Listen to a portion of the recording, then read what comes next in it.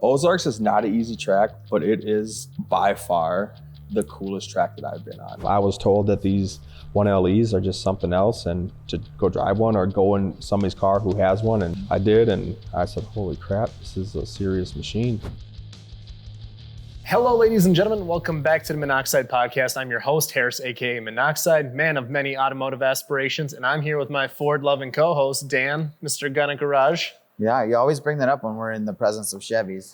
I know, for once it's, well, hold on. He's a Ford guy. Yeah, But there's a lot of really nice, there's probably more expensive money where the Ford's sitting out front than is going on in here. And today we are here with Nick Plocienik. Some of you may recognize the name Alex Ajati, who we had on many, many moons ago, who you guys were working together at the time. Are you guys still working together on stuff? Yeah, kind of. Okay. More as driving and co-driver type Okay, deal. gotcha. Yep. Yeah, so I kind of got to meet you through him last year. Yes. And quite frankly, you're my biggest rival when it comes to iRacing. No. I'm going to kick it off right with that. Just kidding. Go. But so Nick, you are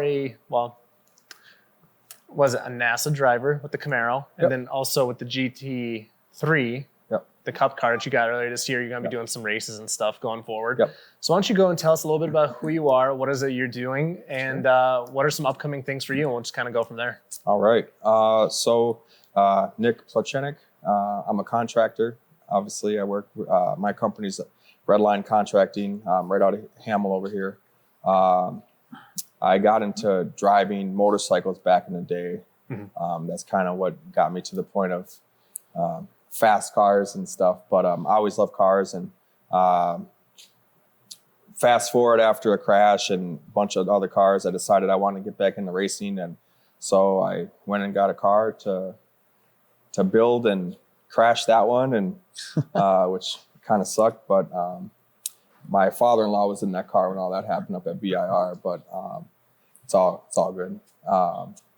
And then I wanted to get to the wheel-to-wheel racing, and I found that NASA was the easiest way to get into it. Mm-hmm. And I had the Camaro, and we built it to be an American AIX car.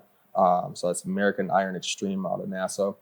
And I do the Mid-America stuff, so you can do, there's all kinds of different classes and regions for it. But I literally just started last year, and 24 was my first race in April. And I went all the way through. I did pretty well. I had a blown head gasket for the national race, which sucked. But Yeah, I was watching that stream. yeah. I was like, damn it. Damn, I know it was so bad, man. I was so pissed, and but it's okay. It's all good. Everything happened for a reason, and we got it all fixed. And my last race in Ozarks, I ended up getting the last day we had a race, and I got the first place there and a track record there. Okay. Yep. So it's pretty sweet. Mm-hmm. Which Ozarks is not an easy track. Ozarks is not an easy track, but it is by far the coolest track that I've been on. Really? I would say that next to Road Atlanta, I haven't driven Road Atlanta yet, but I have driven VIR when I was there with the Skip Barber program. Mm-hmm. In the F4 cars. I went there, and that was really cool. But I mean, that's one of the most iconic tracks in the country. I mean, it's VIR? VIR, yeah. It's such a cool track, and I hope I get to a point to where I can actually drive them in person, because it's so much fun on the sim. And I'm sure you're doing a little bit of preparation for an upcoming. Is it a wheel-to-wheel race? Yep. So that's going to be taking place at Sebring here in 2 weeks, which Yep. will probably be done by the time this airs. I think maybe not, but yeah, on the 18th. Yeah, I'll be down there. We're leaving on the 15th to go down. Okay. Yeah, Alex is coming with me. Okay. So, yep. And then I ended up doing really well after, throughout the whole entire season, meeting some cool people, meeting a lot of big names, I guess, in racing. And JDC Miller is one that I ran into, which is kind of my next venture in the IMSA. During this time, I bought a Porsche 991.2 Cup Car, and that's what I'm racing next weekend. Mm-hmm. So I'm really excited about it. So. What's that class like? Is it all going to be 991.2 Cup cars, or what is it exactly? So actually, so I'm ST, so I think it's Sport Touring 1, Okay. which is like the higher level, of that, like the faster cars, I guess. I looked the other day, and there's, Radical is going to be in there. MPO1, there's 2 of those in there. Corvette. My buddy Derek, he drives like an 850 horsepower Mustang. And You just had to look at Dan on that one. But, I was excited. I perked up for a minute. Yeah, no, he's a good driver. He's a good driver. He's actually the one who won first place in the nationals. Okay. And I don't know what else is there, but and this is a NASA event that's down in Sebring, so it's not the PCA stuff that I'm all signed up for, because I have a lot of PCA races coming up throughout the year until my IMSA stuff starts probably mid year. So PCA, that's Porsche Club America? yeah, Okay. Porsche Club of America Racing. Okay. Oh, oopsie. So Nice. yeah, so it's cool. They really, it's a little different. I guess there's a lot of cars on the track. I think that anytime there's about 40 to 45 cars. Holy shit. In the big groups, which is really cool. I'm gonna get you ready for the big step, and so I'm really excited about it. Yeah. So big step. Okay, so kind of tell us what your goal is with this, right? Because like when I first met you, I was like, yeah, this guy wants to go for it. You've never shied away from the conversation of you want to race, at an IMSA level, at the highest level in motorsports, right? Right. So you got this upcoming race. What do you get from that? So do you get more experience? Is it more so getting closer to competition? What exactly is the goal after that? Yeah, so it's mostly just going to be the wheel-to-wheel aspect of it. More racing in a car that is built from the factory, right? So you drive a Camaro that's, they're nice, they're fast, they're cool, right? But You said it, not me. But yeah. but it's not an actual factory-built race car, and there's a huge difference in that. Being said, the Porsche is it's the best car, for a race car, hands down. They're so reliable. They're just put together so sound. It's like a cheat mode, almost. But so this race is going to help at the bigger tracks. So I'm more focused on only the tracks we're going to be driving in IMSA. So Sebring, Daytona, VIR, Road Atlanta, Watkins Glen, Mid-Ohio. The real big names, the real big ones. So that's what I'm doing with the Porsche right now until everything is all set with the IMSA stuff, which we just kind of got some clarification on some things, which is great. So Okay. So now are you going to still dabble with this one behind you here and still run It's called a that stuff too? Camaro, Dan. Don't get too I don't want to confused. say it out loud. Absolutely. Yeah. This is going to turn into a Pikes Peak car. Oh, okay. So I want to build this thing to be a Pikes Peak contender. The reason for that is because I know I won't have a lot of time to run in NASA. But there's a couple guys who I really want to make sure that I spend a lot of time with in NASA. But this car means a lot to me, and it is fast. It is fun to drive, and so I won't be driving as much. But it's getting built now for the Pikes Peak. Okay. Because right now a drivetrain is completely stock, if I remember correctly. The drivetrain is completely stock. There's just a bigger pulley, a smaller pulley, and a bigger pulley. I don't know how to. I'm not a. Yeah, you not a overdrive your crank pulley, and then you go down in size on your supercharger pulley. Yep, and then it's tuned with a cam in it. Of course it is, because it's a Chevy. Yeah, Yeah. yep. And then it, Jesus Christ. And then it has. It's been a little while. I love it. He's No, getting them all out at the beginning. Keep it going. Yeah. Because you want to know what? There's a guy. My buddy Dustin is a guy who always beats me. He has in NASA, there's always some sort of something. He beats me every time. It's crazy. I don't know what he has done to his car. I think you have some sort of something, but there's something going on there. but he's a damn good driver, and he has a Mustang. One of the Have you run factory with programs. Derek Carter out of Iowa? He's got a maroon GT500. That's the one I'm talking about. Is it? He's the one Okay. who won NASA. Yep. He's actually going to be down at Sebring with me. Okay. When he got his provisional license, when he got done, we were on the track at Ozarks together. Okay. So yeah, if you know him, yeah, absolutely. Oh, I ran into him at PRI this last time. I follow him on Facebook, and then I met him at an HPD event we were at on the track together. And Was it Optima that you guys met? No, it never mind. was. Never mind. I know what He you're talking will about. not be named. Anyway, it was. He was trying to convince me to drive with both my feet, and I tried it for about 2 turns, and I said, nope, not for me. Oh, Yeah. So Do you do that? so, absolutely. You're not fast then? no. I'm first of all, yeah, no. I mean, you're driving a Ford. It's all good. I mean, when my car works right, I don't lose, but you know, so it's all good. I don't know that I could ever. I would love to do that if I could go back 20 years. Maybe I would do something like that. But I've got 4 kids, and I'm too scared to hit a wall, and I'm having a blast. I do all right. 3 weeks ago, you weren't. Yeah, well, that was a black ice problem. Anyway, I'm having a great time. I might not be the fastest guy out there, but I'm usually not the slowest, so Good. it's fine. Just give me shit. Some of us guys have to be in the middle of the pack so you guys can win, right? True. Someone's got to be Touche, a man. middle guy. Yeah. Which, by the way, we were talking a little bit about this off camera because in your preparation for Sebring, you just did some sort of race yesterday on iRacing. Is that so? Was that race with the people that will be at Sebring in 2 weeks as well, or? No, that wasn't. It was just a group of guys. Okay. Just and we got together. But the funny thing is if I would have rewound that and sent it to you even further back, I actually right before that they threw the white flag. I actually spun out on that turn. Okay. I reversed. I was so far ahead of the dude, and then I went and I caught back up to him right at that last minute and went in front of him. Man, it was just, I was like, so Yeah, great. it got real tense real quick. Yeah, I know. I was like, oh my god.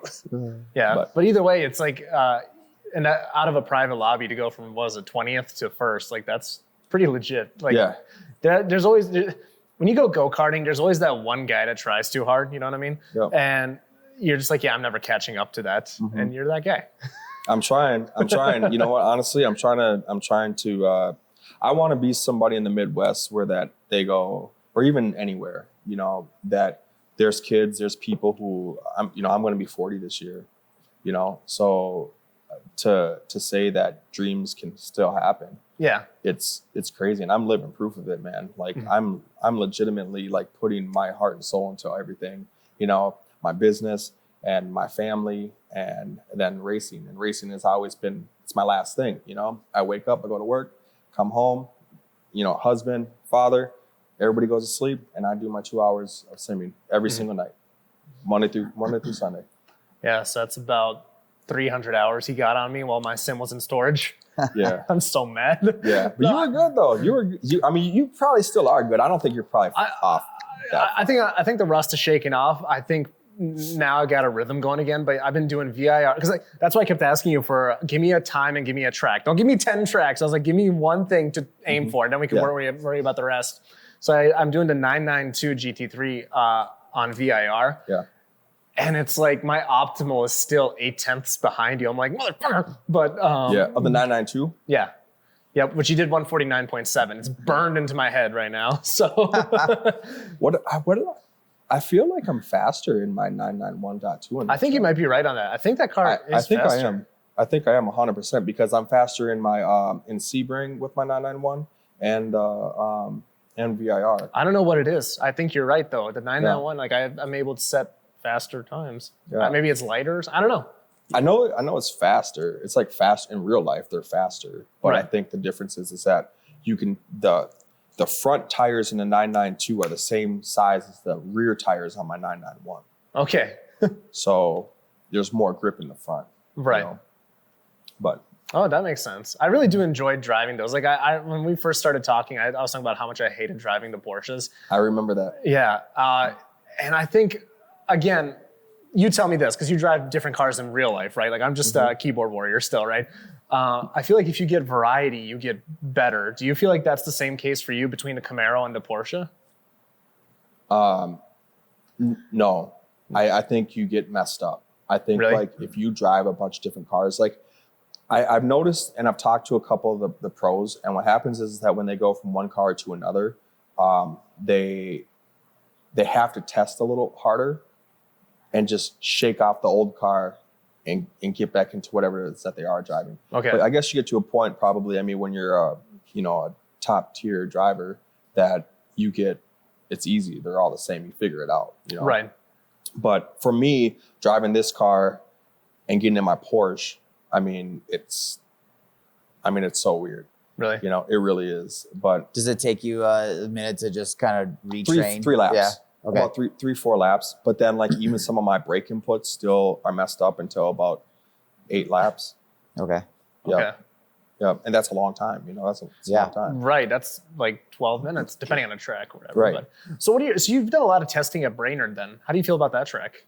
Brainerd, it's near and dear to me because I feel like I've spent so much time there. You've probably put over 100 laps at that track. Oh, easy. Yeah. Easy. Oh, I don't even know how many times I've even been up there in the past year and a half. I couldn't tell you, honestly. Mhm. Christy, the owner of the track, is she's a nice lady, and we're working with her right now to try to help it out a little bit. Not saying that she really needs help, but I think like from somebody who she is a diehard strip lady. Oh, drag strip. Drag Yeah. strip. Yep. So I don't feel like she cares too much about not that she doesn't care, but it's not dear to her heart. It's a different challenge. Right. It's different. Yeah. So it's like, it's always easy to like have something like that and then say, well, this is my baby, but this is part of it. But and I think we're getting to a point where there's so many people who want to road race that she's wanting to help other people, right? Make that a better place for them. Well, it's easier to manage a drag strip too, right? Like Right. there's a lot less surface to worry about and to Right. maintain and maintenance and all that stuff. So I feel like that might be part of it too. Who knows? Yeah. That's my guess. Well, I think that it was Andre we were talking to. Yeah. That kind of put it in perspective for me a little bit because love road course. I don't know why somebody would want to race for 8-10 seconds and then, sit again when you can go out and do a 30-minute session. I preach that all the time. Right. But for people like bragging rights as well, right? A drag strip it's the same. Anywhere in the world, it's the same. It's a quarter mile, 1/8 mile, whatever. Right. You could set a track time somewhere where nobody lives. Who gives a shit? Like around here, we talk about our Road America times, things like that, but nobody really, there's nothing to put it in perspective as a quarter mile time, right? That's the same no matter where you go. I remember that conversation. Yeah, which I think is why it's probably more universal across things. One of the things that I like to think about, and it's kind of a joke to me too, is like, fast cars drive straight, but fast drivers drive curves. Yeah. Turns, and I like that. I like that saying is because you can build all the power in the world, like my truck up there, that thing has 800 horsepower. But Tuned by Sean, by the way, one of our sponsors. Yeah. Tuned by Sean. Yep. Sean Christensen. He started everything. I brought it to him, to have those guys build everything. And, I know Patience had their hands on it. Dave Rasmussen had his hands on it. A couple other shops here did. Mo's Performance. That's where most of it got done. We like to get around, don't you? Yeah. You gotta spread the love, Well, the thing is like that's where it was getting built was at Mo's. Okay. And that's where it started. And that's where it kind of stayed. It's making sense now. And then after that, we need to get some stuff done. And at that time, Dave was at Eurocharged. So he helped me because he's one of the best mechanics on cars. Hands down, he is. Doesn't really, he's the shit. He knows what he's doing. And then, Sean, I think my truck, this caliber of a build was one of Sean's first, So there were some things that we just had to perfect. And, I brought it over to Patience and they took care of it. And I just got a transmission sponsorship from Pure. I saw that. Yeah. I saw your merch over there. Yeah. Looks good. Yeah. You should have been wearing that pink today. I know, man. I know. But I'm going to put that in there if I keep the truck. Oh, shit. Okay. The pure transmission. So I want a sequential for this. And I want just a... Who would you go for a sequential? Like a Sadev or something? Or any idea? Or 6XD is the other one, 6XD, I think. Okay. And then there is another one. I forget the name of them. I can't even pronounce it. They're a European company. Yeah, I was thinking about Sadev, but I don't know if that's the same one. They're like the ones that go in like the nitro cross cars and stuff. Yeah. No, it was. It starts with an S though. It's, can't remember, but send it to Google later. Yeah, we'll do that later. But at PRI, I ended up chatting with all of them and with 6XD. Yeah, 6XD. Nice. We'll see what happens with that. I don't really know. I didn't put a lot of effort into that. I was there to talk to Stilo and Stilo helmets and AP brakes. Yep. I wanted to chat with them, which is I got some really cool stuff. I'm still waiting on Stilo, but I think I have got some good stuff coming with them. Well, PRI is one of those like where you have like your main objective and then everything else is like, all right, cool. Like for us, like was like, all right, we have to leave here with 2 or 3 podcasts. My number one goal is to get Apex Turbo on, which we did. And then who do we have after that? I'm blanking. We had Ashley and then we had Andy. Yep. So it's like, but like, fly by the seat of your pants sort of deal. But you have your 1 or 2 and then you figure it out, right? So. Well, that and the communication, everybody goes home, then it's Christmas, New Year's. So like even if you're sending emails out right as soon as you get back, nobody's paying attention to anything for the next few weeks. I just got an email back that I sent like 3 or 4 weeks ago for like a pretty big podcast we have coming up. Yeah. And it's like, that whole Christmas holiday thing, like it throws things into It does. It makes things goofy. It goes far back on the inbox. Yeah. And if you're not one of those guys, I'm one of those guys that I forget to clear things out and I forget to go back 3 pages, after a weekend or 2. But honestly, Stilo was really good. They actually just emailed me back. Okay.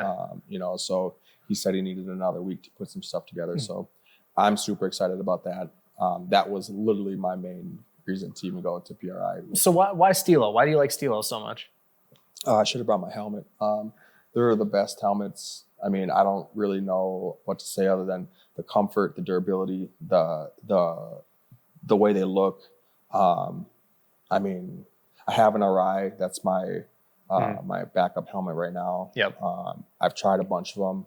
I got a big head, so I mean, this is 7 7/8, man. So I think we discussed that at PRI. You and I have the same size head, so we got big heads together. Yeah, big head crew. Well, and then I was going to say that if they come back and the answer is no at the end of it, we'll edit all this out. So don't worry about that. All that good shit you said about them. Yeah. We'll try again here once I'm driving with the JDC. So it's all good. Yeah. I always tell people jokingly, like you get 3 cuts. So drop whatever you want. And then it's like, oh, never mind. I shouldn't have said that. I had to edit the Blue Chew thing out of that episode, by the way. It didn't flow well. Oh, okay. Because like it was weird. Anyway, all right. Unrelated topic. No worries. Okay, but I do want to get back to this car because you're just about to get into what it's going to be a time attack car. Yeah. So are you working with Twin Cities Performance on that still, or what exactly is your plan to turn it into a full-blown time attack car? I'm working with Patience and Twin Cities Performance. Okay. Yeah. It's kind of crazy because I know that Gary over at Patience bounces stuff off of Carl, and vice versa. They do really good welding at Patience, right? So when things need to be fabbed, just fab it over there. I mean, they sponsor me, right? So, but when it comes down to the performance of the vehicle, I mean, Carl's he's an animal. I mean, I couldn't believe. I mean, he was talking to me. He's going so fast, and I'm like, bro, I don't even know what you're saying, man. Like, I don't even know what you're saying. Like, I don't know anything about building the car. Like, I really don't. I can just drive them.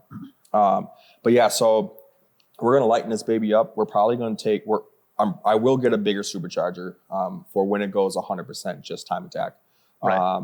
Right now, I don't need all that power on the road course when I'm racing in like NASA or whatever. So this will be for sure my last season with NASA, which sucks because the Mid-America people are just amazing, But it sounded like you had a blast all year. Oh my God. I mean, so Donna is the lady who owns Mid-America, Donna Lane. And she's really she's like a big mom, And she's like, I'm going to come to some of your races. Tell me when they are, and I'm going to come. And I'm like, that's great. That's so cool. But yeah, so we're gonna pretty much make this thing as quick as we can, but as reliable as possible. Right? So it's kind of weird, right? Tractive suspension. That's what I have on here right now, and their Porsche won the past 2 years with no sway bars on the car, and it's crazy how that suspension is. It's unbelievable. And so I can adjust my suspension as I'm driving if I need to. The yaw, the pitch, the roll, everything.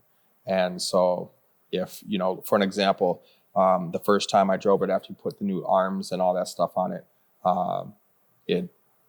it drove like crap. It wasn't set up for Ozarks. It was set up for BIR. Right. BIR is flat and Ozarks up and down and turns everywhere, Yeah. And I will say, and I do want to give a shout out to JR.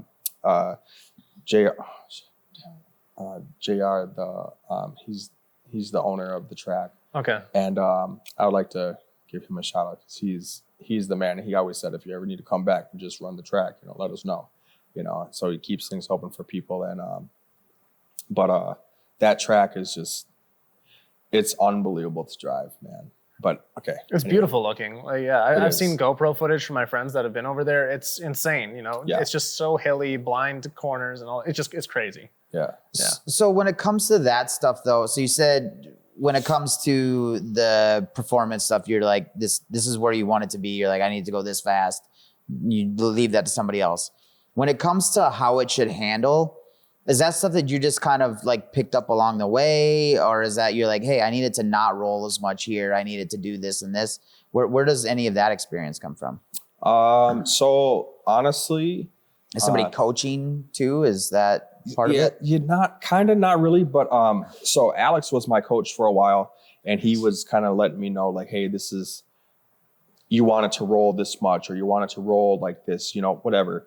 You want your yaw to be like this. But Gary over there, I would ask him a lot of questions. I mean, he's such a smart dude. And he's very mechanically inclined, right?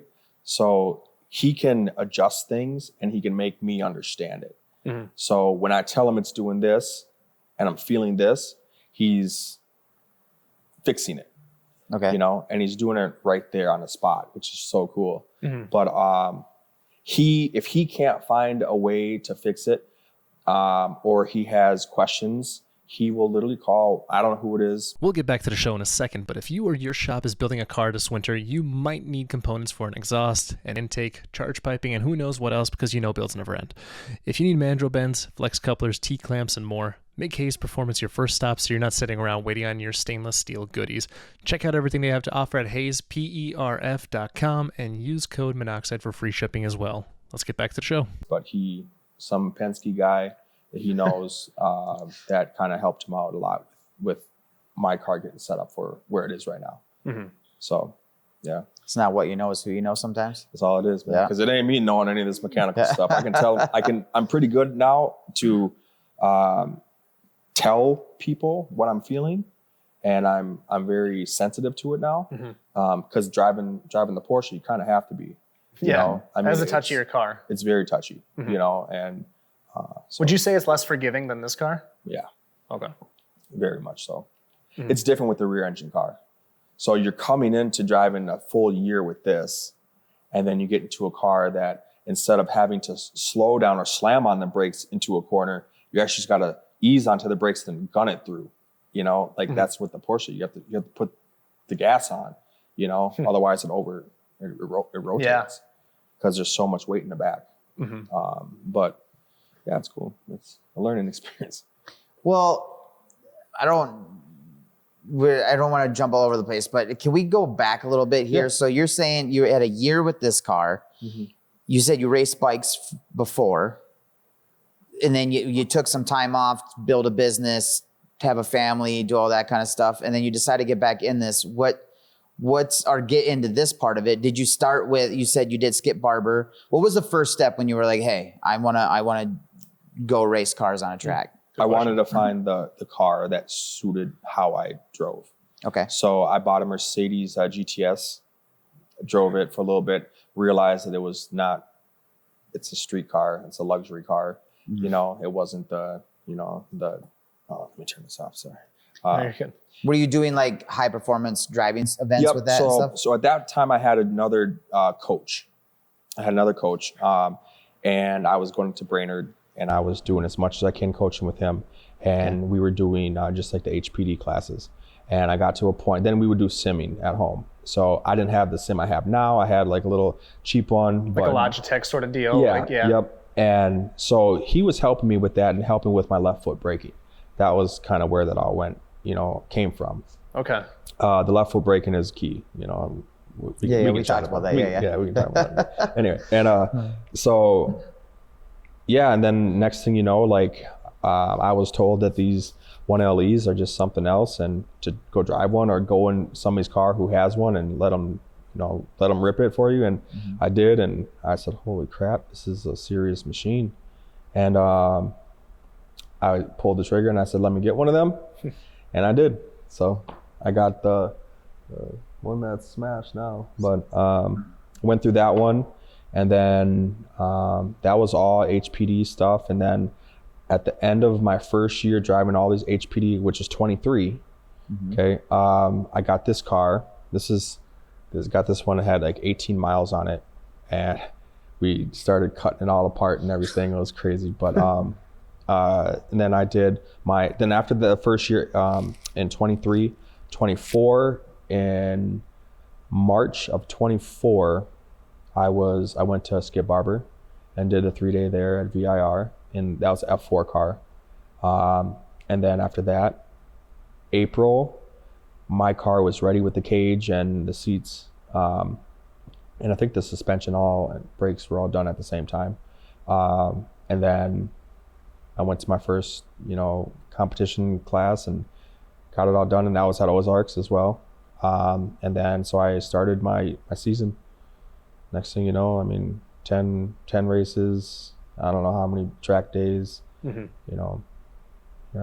Is there any one thing along the way that just kind of made it all clicked? Was the Skip Barber School like a huge part of it, or is it just kind of just been clicking away at it along the way here? And it's just every time you're probably learning a little bit, growing each time. Is seat time? Seat time is key, and it doesn't matter. Like, there's a lot of people who will say, oh, he's, they'll use the word, money. Well, money can't buy you. Money can't buy you seat time. Money can't buy you, the experience of driving a fast car. You can drive it, but you have to learn. And just to be open, take everything in. At that point, Alex was my coach. And then, so he was telling me to do these type of things on the sim.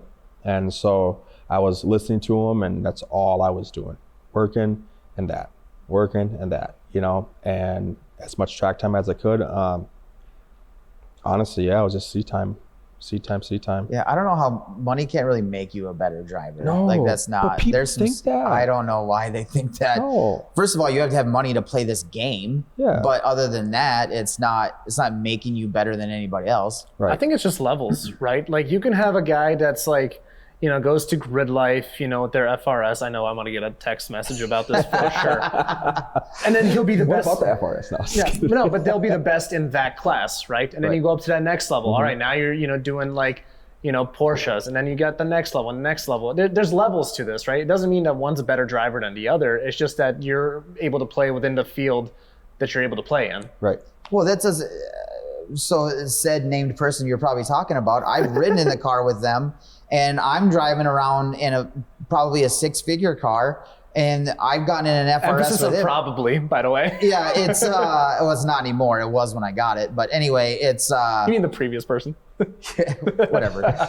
Anyway, it doesn't. He's probably got 1/3 into the car of his car, or whatever, and that guy can wheel. That just goes to show you there, like money doesn't make any fucking difference in the whole thing. It doesn't, and it's so weird, like how I get these these messages are just crazy that I get. It must be nice to be able to do. Like, you know what? It is. It kind of is. It is, but at the same time, it's like, you can have the money, but I put the damn effort in. Like I'm going to be driving now at a level where I met my idol driver when I was at Petit Le Mans at Road Atlanta just in October.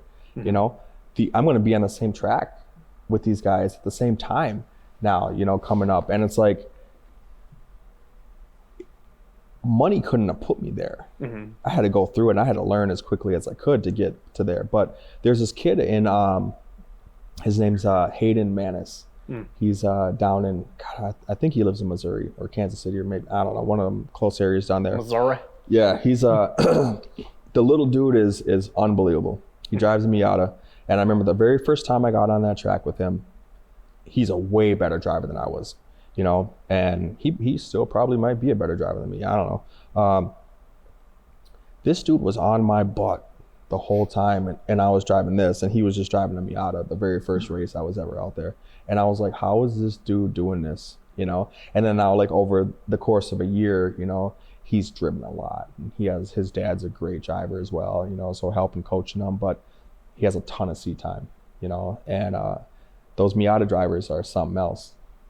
I thought about doing that just to help learn a little bit, because part of my problem is I don't want to crack my car up. Yeah. I mean, unless you can take some of that fear out of the aspect of it, you're not really going to get to that level. But I was like, man, if I buy a $6,000 Miata, I could just, they're capable. I know, I've seen it.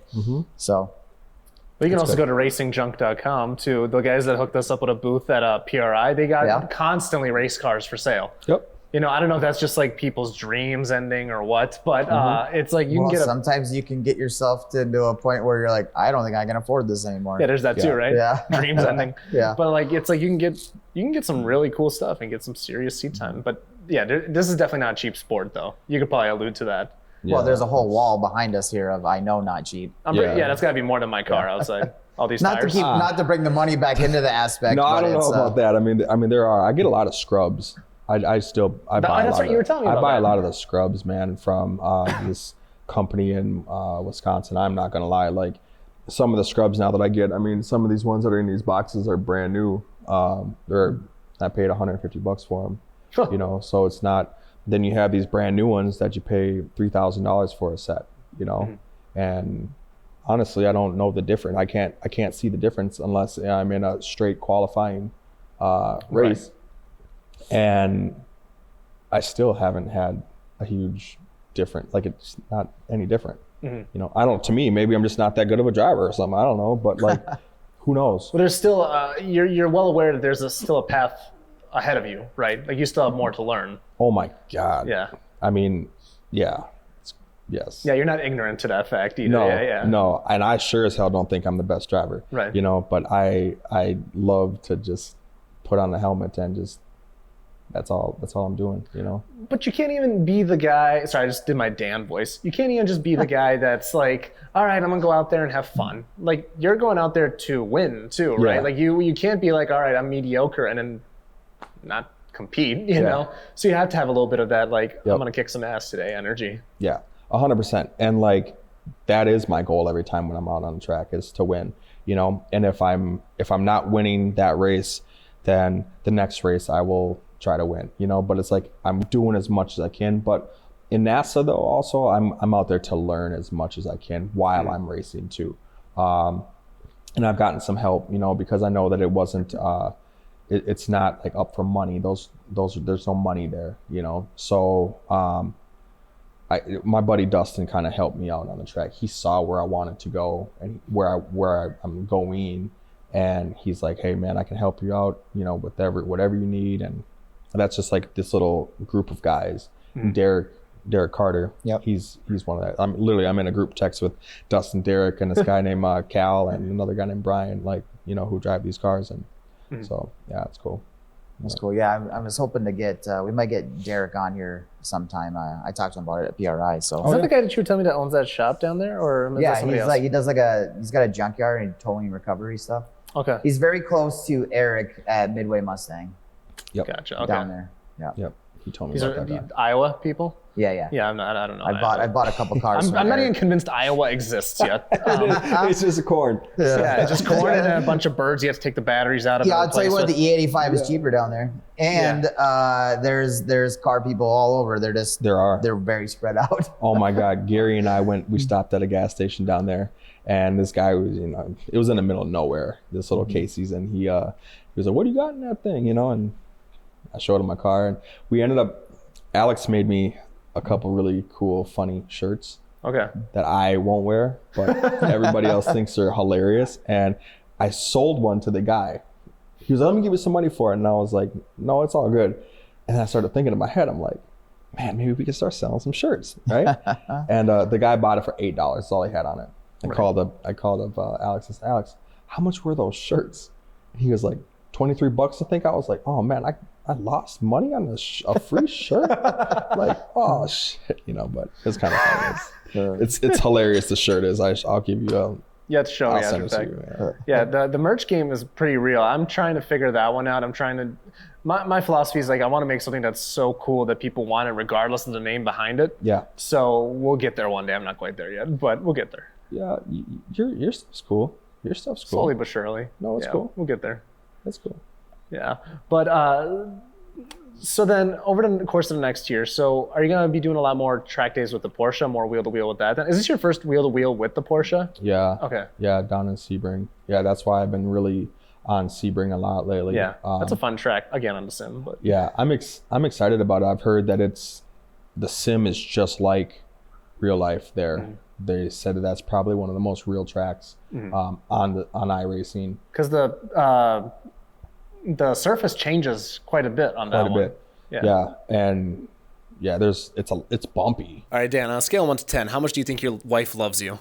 Ooh, it's got to be like an 8, solid 8. So by my math, she should get to this episode by like Valentine's Day, right? I think she should go get you a Haltech ECU for that 2JZ swap Bronco you're doing. Yeah, I would agree. So I think it would be great if she used your credit card to go to tunedbysean, SHAWN.com, to get you a Haltech ECU for 5% off using code Minnoxide. Does that math out? Absolutely. I don't think we tell her about this ad until it runs, though. Yeah. It's bumpy, but, watching a lot of the videos and studying some of the guys who are driving the same car as me, it seems like, it's just like another track, but, it's fast and it's flat. So. Yeah. That's the one that Mike wants to go do. Optima runs there. So he's been wanting to go to that one. Mm. Yeah. Be fun. It's cool. It's a pretty cool. That's the only like competition stuff that I do is Optima street car stuff. Okay. But yeah, he really enjoyed that this year. It is. It adds a different, like I've done the high HPDE stuff, and that's still a good time too. But when you throw like competition into the whole thing, it does add a whole another little aspect to it. That's kind of fun. I don't really know much about it. I just know that there's that one guy who has that really fast, like carbon fibered Corvette that's like breaking all these track records. Isn't that an Optima? I don't know if he does Optima. He's talking about Faraz. Yeah. I don't think you're talking about the guy that's going like around the globe, like Is that Optima stuff? I don't know if he does Optima. Oh, okay. Unless you're talking about the Camaro guy. I've seen that thing. That thing's cool. Yeah, you know which one I'm talking about? Yeah. Like the old school one? The red one. That's he's at SEMA and PRI all the time. That thing is so cool. I watched like a 40-minute video of him talking about like what's done to that car. Yeah. Gnarliest thing on the planet. The guy who owns the car, and then there's a guy who drives the car, right? We might be getting things mixed now. Oh, maybe not. I don't know. Anyway, there's so many of these. There's so many. That is a thing, though. I mean, that happens more often than I anticipated. You even at Texas 2K, a lot of I shouldn't say a lot. A decent percentage of those guys are hired drivers. Yeah. Because you're talking about manning a 3,000 horsepower car down the track, somebody's got to finance the fucking thing too. The other guy's gotta drive it. You could be like, I own the fastest. This is kind of a cool thing to say. I can't drive it that fast, but I own it. I think there's a guy, Jason Hart. I think he's a pro driver. Okay. And I know Alex knew him, and I reached out to him on Instagram, and then next thing you know, we start talking. Like he called me, and it's like we're talking for 45 minutes as he's driving back from Road America down to Texas. And I've been watching him, and he sent a picture of him driving that car. So I don't know if it's pretty crazy. All I know is the only hired driver I ever met was the guy who parked in our pits. Yeah, the guy that won the Trans Am race that day. Oh, yeah. Yeah, the race winner of that day, he parked like in our pit, and people weren't happy because they took our friend's parking spot. Right. And we're like, yeah, we got to move. He's like, I don't know, I was told to park here. We're like, okay, get out of here. Right. Yeah, move, man. And then I told him later, I'm like, hey, you remember that guy you told to fuck off earlier? Yeah, he's on the podium over there. Yeah. I don't give a shit. Like when it's on the track, like I don't care if you're a hot shit driver. Like I'm here to have fun too. Like I paid my stuff to get in here. This is my pit. Get the fuck out of here. Yeah. Yeah. That's what happens when you have 4 or 5 different events going on. Which, by the way, like that at the Optima, like we got to watch the Trans Am 2 races. I would love that. What was it? It wasn't Formula 4. It was the similar. It was a similar class or whatever. Oh, I know. I'm blanking on small cars. Yeah, and then there was also what was the same? What's the entry level open wheeler on iRacing? The V's or whatever. Yeah, the V like 1100s. Formula V's. Formula V's. Yeah, I think they had those there as well. And then my buddy Sven, who built my computer, actually he does that, and he does really good. Okay. Really good. Yeah, and then you see like those crazy like prototype level cars, like not prototype, whatever the tiers below that, like just ridiculous. Like, ones it's such an awesome weekend, like as a spectator. Yeah, which the is Trans Am stuff was cool. I like that. Well, it's like NASCAR that can turn. Like, right. It's sick. Yeah. It is. Yeah, you're talking about like 850 horsepower, like American muscle sounding cars. Yeah. So the first day I brought this thing to Brainerd after it was all like dialed in. It was on the big course, and I saw one of my buddies was up there. I had no idea he was bringing his car there, but he has a Trans Am car, and we're kind of going around. But I did a really good lap there, and I'm pretty sure it's a track record for at least for a Camaro or any like American muscle cars like that. But I did a 134 on the big track up in Brainerd, so we're trying to dial that in to see if that is the case. But I'm pretty sure. Well, who was that other guy we ran with? I think that was a Patience Camaro too. He had Active Aero. The Corvette, you mean? Oh, Corvette. Corvette, yeah, John, right. Yeah. John, yeah. He just got into the Porsche stuff. His Porsche 992 Cup Car. Oh, really? Okay. Yeah, it should be here. I think it either got here today or yesterday. Well, that's cool. He's getting into that. Yeah, okay. I told him. Actually, I think he was a Ford guy too. By the way, He got that C8, but before that, it was all Shelby's. I think. Yeah, he had like a Boss Mustang that was just crazy aero that Patience and them did, and then he got the Corvette, and he had a C8, and then he got rid of that and got the C8 Z06, and I think he's still getting the ZR1 too. Okay. But yeah, he just got his Cup Car. I think. That's cool. It's at Ryan's place, 311. So is he going to be doing any competing, or is that more just so like a track toy? Or it's going to be a track toy. I'm trying to get him to at least do time trials. You know, but you got to do some. You know? It's like, but now you have a full race car. You have a cage in it. You have protection. There's nothing that's gonna fault. You know, you get in these Cup cars and they're absolutely insane to drive. Just dialed from minute one. Dialed from the first start. Everything about it is just tight. You know, so it's really cool. How about improving? Right, like what are you doing to track metrics? Right, because like when we went to the Optima, you got your. What was it, Dan? What was it called again? The thing that the Mustang guy recommended to you? I'm blanking on a name because I didn't drink enough coffee. I'm using the, so Derek does work with, it's gonna be one of those podcasts. Dude, it's been a long time over the break. The Mustang Middleton Motorsports. There we go, Middleton. I was talking to Chuck, the owner there, and he recommended I get a Garmin Catalyst. Oh, sure. That's what it was, Garmin. So that's what I'm running, and I think it's like having iRacing in your car. I mean, even after the fact, it'll tell you, like, it'll say, hey, it'll show you a line, but like this, if you follow this line, you can shave this much time off. It was it gives you the optimal. All the optimal. It's ridiculous. Yeah, I have an AIM in my in this car, and I have the little cameras that are in there. You know, and then in the Porsche it comes with the V-Box. Okay. So it has all that as well. And so you can run all your data on it. It's pretty insane. Yeah, sorry about the amateur hour interviewing over here. I'm an amateur too, so it's all good. This is my first time ever doing this. We'll come back tomorrow. We'll just rewind. He has no idea. This is completely normal. This is it's all good. It's all good. No, but so then you get your data. You're looking over your V-Box and everything. So I'm sure you have somebody coaching you through that at this point. Or are you just at this point, are you self-sufficient to where you could look at something and be like, I'm just gonna do that? No, I can definitely feel it though after I'm watching. Like I can feel when I mess up on the track, right? So, and I have a pretty good memory. So it's like I can remember a lot of weird little things. And one of the things that I do when we run the data is I see how far away, because most of the time I'm just not over far enough, you know, or I'm not getting on the gas fast enough. And now it's like, use the whole track.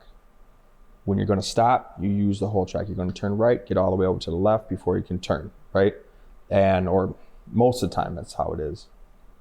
But with the Porsche, I've been doing a lot of stuff with Ryan Gates at 311 RS over in Orono. And so he has helped a lot with running that. But also in this car, Alex was helping. He's actually a really sound dude when it comes to the data stuff.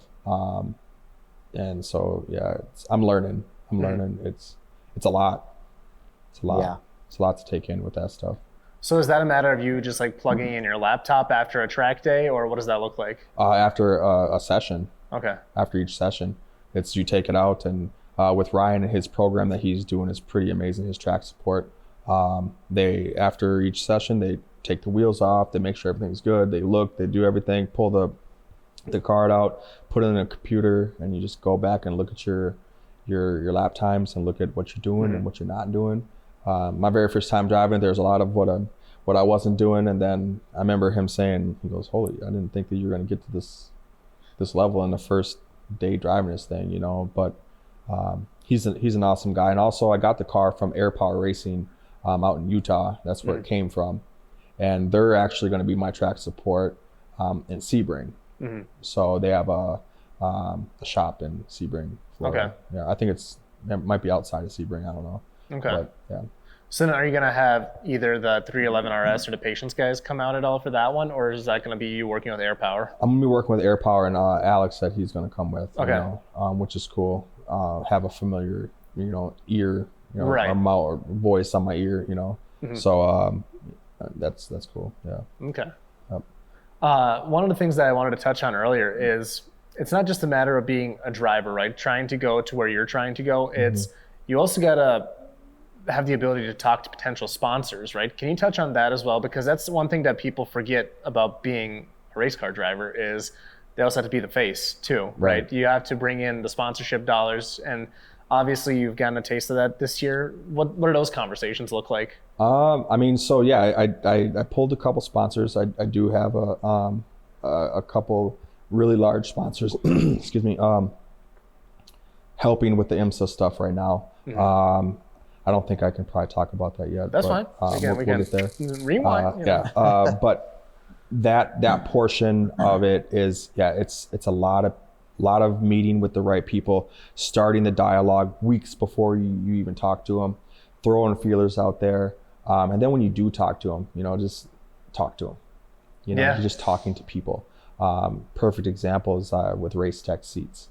I want to do another little business, and I got invited at PRI with those guys, and they told me that, you know, after meeting them and talking to them, it's like, oh wow, you know, you're a good dude, you know. But it's like you have to be able to present yourself. You have to be able to stand there with those uncomfortable moments and say, I don't know you, but can you help sponsor me? Yeah. Like, you know, it's a hard conversation to bring up, you know. But I feel like every big company, they know what people want. They know that people want to, you know, get sponsored by them, however that is. And, you know, you put together, I have a whole sponsorship package, you know, that I can give to people. And, you know, you have to put the time in, get pictures, you know, write about yourself, which is weird, you know. And, like, here's a picture of me in Vegas, sort of deal. Right. Okay. Yeah. Right. Yeah. Look at me. The Bellagio, all to die for. Right. Yeah, something like that. Yeah. But the sponsorship stuff is really hard, and it's What's the hardest part about it? getting somebody to even say, "Hey, what's up?" you know, because you send emails, you send Instagram messages, you send Facebook messages, you send a snail mail. It doesn't matter what it is, you know, like 90% of the people, I feel like that's all people want from them. They just want something from them. Mm-hmm. Being a business owner, like I kind of feel like I understand that. I get it. You know, somebody always wants something, you know, and when you can not come off to be wanting, but more or less like, what's the word? Like a mutual sort of relationship. Yeah, building something, you know, building a relationship with this person or this team or this company or whatever it is. It starts really slow. You know, you can never expect to all of a sudden, you know, one email and get pissed off that you didn't get the Red Bull sponsorship. You know what I mean? So anyway, yeah.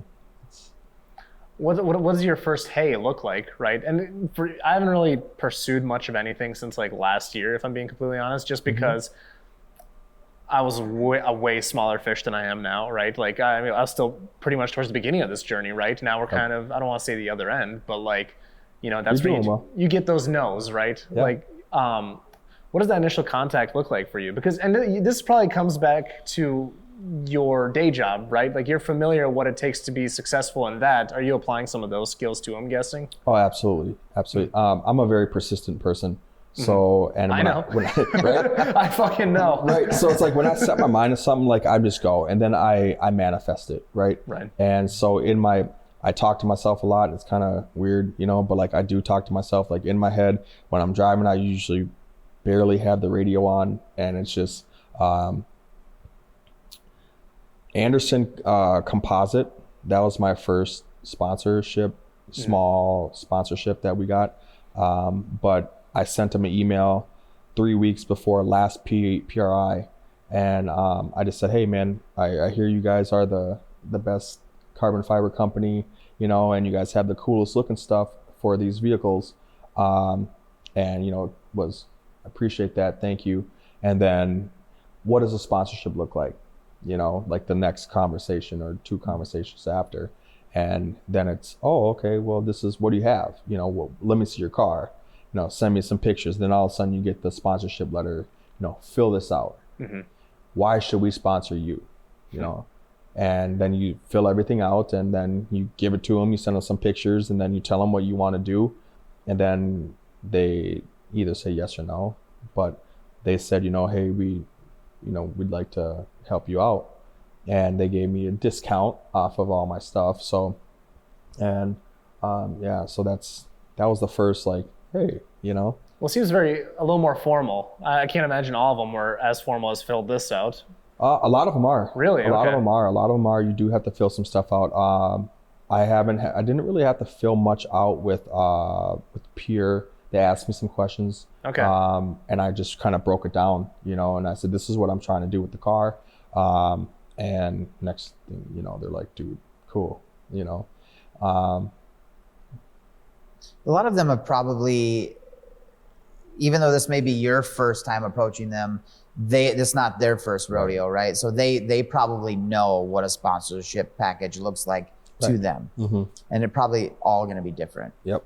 You're going to have those people who are going to give 30% off. They're going to give 60% off. Yeah. Then you're going to get to a point where people are going to give you small things like, and I'll be honest, I don't know if it's technically called a sponsorship, but Essex AP Brakes, they are the ones who I got all my brakes from, and they gave me from PRI this year, they gave me AP brakes for my Porsche, and it's the first set ever to go on a 991.2 because they just made them. You know, hopefully they work out. Yeah, I hope you're they just work. the test mule. Yeah, the test mule, you know. But and they sent them up. They should be here tomorrow, actually. And, okay. So it's just, I don't know. Then you get to a point, I guess, when you start talking to so many people, it's just, I mean, you just talk to everybody. Everybody's a person. Doesn't matter if they're. You realize that pretty quick, yeah. Yeah, they're just people. I will admit, it's a little bit of a life hack doing it through the podcast because it's just like I come to just have a conversation. That's it. Yeah. And it's so much easier to approach. And that's how, like, this year at PRI, Dan saw me come out of my shell. Last year, I was pretty nervous to talk to any of these booths. This year, I'm just walking up to people just because it's just a conversation. Right. And then maybe it goes somewhere, maybe it doesn't. Yeah. In a few weeks here, we'll be hosting our, you're invited, by the way. We're going to be hosting kind of like a get together of all previous Minnoxide guests, right? Cool. Who knows what kind of conversations people will have. And that's all those trade shows are, is just conversations. Yeah. I'm like, I love it. I love meeting people. I love talking to people. I love when I people... didn't say I love it. Oh, No, I know. Yes, you do. Yes, you do. But I enjoy it. I enjoy people, you know, and that's kind of where I can open up to people and just have an honest conversation with them. And I think a lot of times as a driver, right, or how would you say it, like a consumer, right, we would think that talking to some of these companies like is so hard to do, you know, but we do overthink it. And you know, the Stilo one that's happening, I mean, I overthought it, and the guy was so cool, like so cool when I met him. And it's just like, you know, I don't know, but a lot of times people don't have as many consumers, like companies, I should say, reaching out to them as we would think, you know, about sponsorships. And I'm kind of finding that out, you know, but other than like Red Bull and like Monster, you know, I've reached out to Red Bull a lot of times, and, you know, working with somebody over there is pretty cool, you know, so I'm hoping to get a full-on sponsorship by them. With them. They sponsor the entire world, right? Red Bull. Well, you might have to jump out of a plane and go skiing with crocodiles before they sponsor you or anything. How do you feel about dropping your car out of a cargo ship? No. But you know what though? The funny thing is like you have to really be good at whatever it is that you're asking them to help be the guy. You have to be that guy. And I mean, you know, walking in the paddock for at the Petit Le Mans, there was I only saw like one Red Bull, two Red Bull guys, and one of them was a Formula One dude who was there, and the other one was like a like, I don't know, Formula Atlantic driver who drives WEC and stuff like that. And it's just like, there's not that many, but I saw a lot of Monster, you know. So, right. Yeah, it's cool. Was there ever a moment you doubted yourself? Yeah. Absolutely. All this. Just last week. Last week, I literally said to my wife, I said, I don't know what the fuck I'm doing. You know, and I'm probably $300,000-$400,000 into this. What am I doing? What am I, you know? And she looked at me and she was like, what? You know, my wife is the biggest supporter, man. Like, she supports me 110%. It's crazy. And I'm very blessed to have that. And I'm not like, I'm kind of wild, like I'm up and down, like, anyway, but, and she's like, what are you saying? And I'm like, am I really thinking I'm going to be a professional driver? And then, like, what am I doing? I'm 40 years old. Who wants to support a 40-year-old? Like, no team would do that. Why would you do that? You know? Well, we just get off the phone just a couple days ago, and like, you know, so some really great stuff is happening, you know, and it's like, holy shit, like, no, I threw it out there in the world to have somebody catch it. And as much as we want to doubt ourselves, we just got to believe in ourselves. I think that's where a lot of it comes in. I've got one of those too, by the way, a wife like that. And yeah, it's probably a daily conversation where I'm like, all right, you got 4 kids at home, you got all this stuff, you're running a business, you're doing all this shit at the same time. And then like, oh, by the way, I'm going to go fly to Texas for a week with Harris. And she's like, sure, no problem. Yep. But at the same time, you're like, I don't know what the fuck I'm doing. Yeah, I have to be nice to that one if I want to keep hanging out with my friend. Yeah, no, and it's Miss great. Deckard, can I hang out with Mr. Deckard? You know, anyways. It's the biggest piece, I think, when you have a family, and when if you don't have a supportive wife, or somebody who believes in you, especially whether it's business, being a father, being a husband, being a race car driver, being, you know, a podcast owner. I'm single for a reason, brother. Well, whatever. But you know what I mean? Daniel Morad, he has his podcast, and him and his wife are doing a lot of it, you know, and he's a pro driver. It's like, I don't know. Anyway, but I think the support at home is number one, is key. Yeah. And there's a lot of people who think that they get support, but they don't really have any idea what real support is, and I have real support. Does she come to the track? And you have kids then too? How many kids I have you got? 2 kids. Yeah, 2 kids. Do they come to the track? Are they really little or? They're little, so they're 2 and 4, and now next month they're both going to be 3 and 5. You know, so I just getting my little one into karting. Okay. Well, my oldest now, she's about to be 5 years old. I can't even believe that. It's wild to me. So she just came karting for the first time 3.5 weeks ago, and she loves it.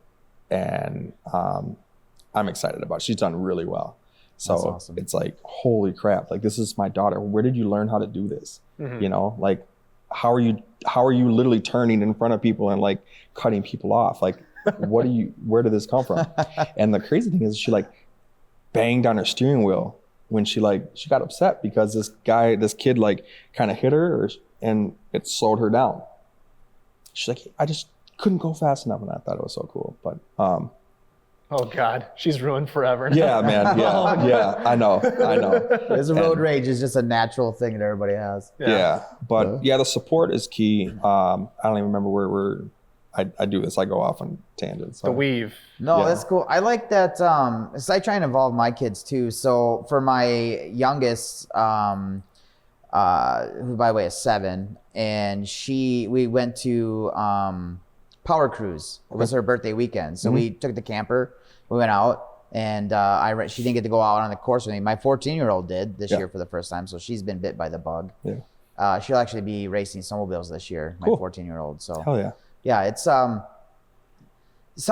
think some people they have their thing, but if you don't involve them also, then it's gonna be miserable for everybody. Right. You know? And that is so the kids will come down, they'll watch me, they'll watch me sim. They want to sit on my lap and do it. And my son, he's 2, and so my kids are both bilingual, so when he's starting to talk, it's he kind of talks funny, but it's daddy racing, and boom, boom, stuff like that. And it's really cool, but I think he's going to get into it as well. Pelly's going to be starting karting at Stockholm this year. So I have a cart out there already for her. So did you, I built a separate, just cause I knew they were going to want to mess with mine. I built a separate one just for them. I did a cheaper rig, and then I did the Logitech 923. Oh, sure. And then an Xbox and a TV and all that stuff. So yeah, they enjoy that. I want to do one. I actually just asked somebody today, where did they get theirs for their So kids? I just did all mine just buying the parts online and then putting it together. But what's kind of neat is, so if you sign up for, I don't know if it's Steam or whatever, I have my Xbox also on my gaming PC that runs my sim, but I can get Forza on there. Then we can actually race together also, even though it's Xbox and that I can get through the Xbox app, we can race together. I didn't know that was a thing. Yeah. I'm not a techie person. Yeah, I did that 4 years ago. That was not always the case, by the way. 10 years ago when I was gaming, it was, you had these silos. You had the Xbox people here, the PlayStation people here, and the PC people here. Now you can all just cross-platform, which is crazy. Cool. That's really cool. Well, I think Xbox realized that this gaming, PC gaming is growing crazy. So well, it was a whole Windows thing too. Yeah. Once I found out about that Xbox game app, I'm like, oh, all right, I'll do Forza with people. Yeah. And then you can't do iRacing, obviously. No. But, No, but it's still a start. My biggest regret in life is sucking at Gran Turismo. I never realized. What's your biggest regret in life? Huh? Sucking at Gran Turismo. He's got a new biggest regret every few minutes. I never. You got no idea, dude. I had 6 meltdowns today. I called him today because I was having issues with this one edit. I'm like, Dan, I'm gonna be late. I fucked up, man. Click, But no, I realized I was never approaching it correctly, right? I never thought about racing lines and all that. I wish I would have learned a little bit more of that when I was younger. I would have been kicking your ass today, but it's okay. Yeah, you probably. I mean, dude. When I was, what was that? Just you said 3 months. It's been 3 months. Probably 3 or 4 months 3 ago. months. Yeah. I couldn't even. I'm like, hey, look at this fast time. He's like, look at mine. I'm like, I'm just saying it's been ouch. 50 laps. I haven't caught up yet, so it's been difficult on my ego. I did get down. I had a pretty low optimal on Road America just the other day. Noted. That was my first track I started. The only reason why I haven't sent it to you is because it wasn't clean. Okay. So it's under that. Yeah, that's the thing. It's like if it has that asterisk next to it, it don't count. Yeah, it doesn't count. Because I know you would never give me that forgiveness. I'm not gonna give it to That's you. right. That's Yeah. right. And I was like, Stay inside the white lines. You know how it goes. Yeah. No. Yep. I haven't been on Road America in a little while. Yeah. Me and Dan have kind of like a background project we're kind of working on once the financials allowed to do so, but we have a pretty couple cool ideas we may pursue, which may allow us to do more cool stuff like that in real life, but we'll get there. Yeah, I'll tell you a bit off camera. Yeah, for sure. I got 2 people's ass to kick. But all right. Okay, so I'm trying to think because we kind of touched on like the time attack side of things, the Porsche stuff, sort of. I mean, at what point did you realize like, hey, I need to get into something beyond the Camaro? Was that always the game plan, or did you just kind of realize you filled that seat in pretty quick in the Camaro? I'm still learning in the Camaro too. Mm-hmm. You know, the Camaro it's awesome, right? It's a great car, but there's nothing that drives like a Porsche race car. Mm-hmm. There's nothing. And I mean, I haven't driven like a Ferrari. You know, I haven't driven a Ferrari yet, or a Lamborghini, or you know, I can just name some of these higher end. You don't see them on the track though. I mean, even like in a real world situation. I mean, the SVJ with Mr. What was it? SVO? What was that STO one? with STO. Schwartz. Yeah. What about him? I'm just saying you don't run into them on the racetrack very often. Plenty of Porsches, but well, not that's also that. by Porsche's design, though, right? Like that, it goes back to what you were saying earlier. Like that is a race car, like all day long. Right. Like they have an entire series. They give out sponsorships to come race for us. You know, like it's kind of goes back to like how Ferrari started selling cars because he loved racing so much. Yeah. That's the reason that we see Ferraris on the road. Yeah. It goes to fund the racing. Yeah. Same thing with Porsche. I feel like it has like that race bred spirit. Yeah. I mean, Porsche is just, man, those cars are just something else. It's just man. daddy right now, man. It's running shit. It really is, man. But the Ferrari 296, the GT3s. Yeah. I mean, that's an amazing car. I know the a guy that has one, yeah. GT3 and then GT4. I mean, that's an amazing car, you know. But the Lamborghini, the Super Trofeo, or however they call that thing. Yeah. I don't see a ton of them. No, there's a couple of them. A girl group, Danes. What is it called? I forget what their names are. But anyway, but it's a woman ran team, and they're pretty good, and they got the Lamborghinis. Yeah. Do they? Okay, so that's what I'm saying. I don't see them like you see the Porsches everywhere. Mm-hmm. That's why I felt like that caliber of cars for a different thing. It's to sit in a thing like this and come out for cars and coffee, right? Yeah. Like that's it. I don't want to say it's like a flex thing, but I mean, you enjoy the cars, but you don't see them out like you see the other cars. You don't see, you see a lot of these, you see a lot of Porsches, all that kind of stuff, but not. Yeah, and a lot of Mustangs. Yeah. I wasn't even going to bring it up, but yeah. A lot of Mustangs. All right. They are very capable for not much money. I'm about to ruin your newfound friendship. What are your thoughts on the GTD? On the new one? Yeah. It's absolutely amazing. Okay. Never mind. It is absolutely I was amazing. expecting a different answer. Nope. Yeah. That Dark Horse R that there is, I'd like that. I made a friend with the guy, his name Sam Paley. Okay. He's a pro driver in IMSA GT4, and that's what he drives, is one of those. And I couldn't tell. I had a Dark Horse on my lift after a buddy of mine got one, and underneath I couldn't tell the difference between that and my GT500. Was it the Dark Horse R? It was not an R, but usually an R is pretty similar, just stripped down. Like they'll put cloth seats in it. Sometimes they don't put a radio in it. And maybe, I don't know which one it is, because his has a full factory built race car. I don't know all the Fords, but I do. It's a factory built race car, so I mean it came gutted with cage, everything in it that I saw down there. Different. Yeah, so Sam Paley and this other guy named Corbin Collins is his name. Little kid he's doing really well, you know. But they both got those Fords. But that new GTD, I mean, if you watch the video of him when he's driving, he's not moving. Like he's barely moving. And you watch some of the guys who are driving the Porsches and stuff. I mean, they're moving all over the place. They have to really control the animal. Yeah. And he just looks like he's just like you know. Yeah. So. Well,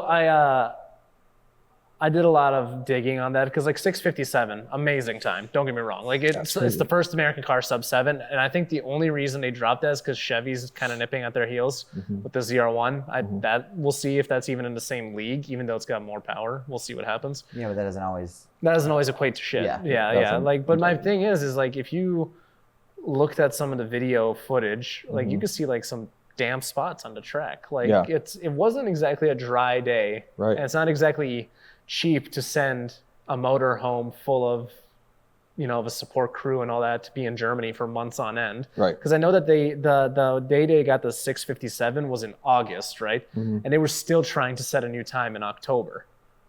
Just because like it can start raining like that. It's like Florida. A cloud appears out of nowhere in that area. And it's also, what, a 12-mile track? Yeah. Something like that? Yeah. So it could be wet in one area, not in the other. Yeah, that's what she said. And there go our sponsors. Damn it. there it goes. Bonk, bonk, bonk. No. Sponsored by Blue Chew. No. Well, are you noticing that too? So I've noticed. I set my best time at Optima. It was I think Saturday morning. We were out. We had done an evening session the night before, which was our qualifier. Yep. Then we went out for another session in the morning. You got 2 more chances to set your best time. Right. That morning session, I don't know if just like I got a good night's sleep. I woke up, I had a Jocko. When we reviewed the footage on the Catalyst, and after talking to Harris a little bit, I was like, okay, I'm gonna put some of this stuff into place. And then I went out and set the best time. Like I shaved a shit ton of time off from the day before. Yeah, like I would have been or something. Where I was just at the high end of the intermediate group, and then there was like the expert group. I was like right at wavering. I would have definitely been in the expert group had I done that at qualifying the night before. Yeah. So I do that, but then we went out later that afternoon, and it was 40 degrees difference from that morning to whatever. Hotter. Yeah. Was it 40 degrees? Yeah, I don't know. It was a lot. It was toastier. It was a very nice, cool morning. In your Mustang? GT500, right? Which is a same kind of supercharger, everything in there. I could not get that time no matter how much I tried. You were squirrely, and I think there was 4 crashes that afternoon too. Well, then my car was pulling timing, I'm sure, because it was way hotter than it was. I mean, mine has a worse time with the heat than the Mustangs do. And when it's cooler, your tires get warmer slower, but then once they're there, it's all good, right? Right, they stay there more. But when your car is so hot, you're fighting it. It pulls timing all the time. Yep. When I was when we were at the Utah for the championship, I mean, honestly,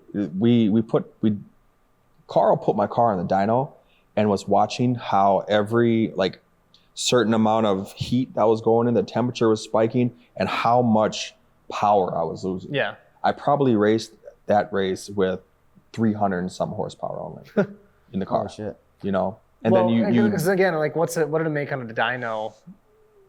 Because it's stock power levels. What was it making at its highest power? It had been like 5 something. Right? It was like 540 something or 580 something. I don't remember what it was. The first time when it was healthy, right? And then after the head gasket got all messed up, and it was bad, right? And then now it's like 640 to the wheels, but it's like consistent.